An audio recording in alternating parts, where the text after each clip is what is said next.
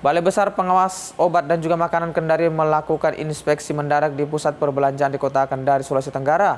Hasilnya, ditemukan makanan kaleng yang kemasannya rusak dan tidak layak konsumsi. Satu persatu produk makanan kemasan hingga makanan ringan dilakukan pengecekan fisik hingga tanggal kedaluarsa. Dari sidak yang dilakukan ditemukan produk yang telah lewat masa kedaluarsanya dan kondisi kemasan yang rusak. Sidak dilakukan untuk memastikan produk memenuhi standar keamanan pangan. BPOM Kendari mengimbau pelaku usaha lebih teliti dalam pengawasan produk yang dipajang, serta menarik barang yang kemasannya rusak dari peredaran. Masyarakat juga diingatkan untuk memeriksa kemasan, label dan juga tanggal kedaluarsa sebelum membeli produk pangan.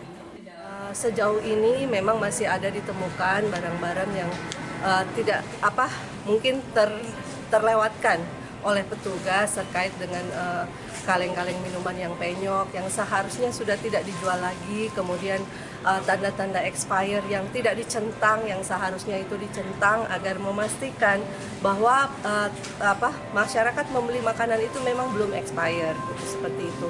Dan kemudian juga dari curah-curah ini juga kita harus memastikan bahwa pada saat penambahan makanan curah itu memang sesuai dengan bungkus besarnya, jangan sampai itu tidak sesuai sehingga nanti bisa menimbulkan bahaya bagi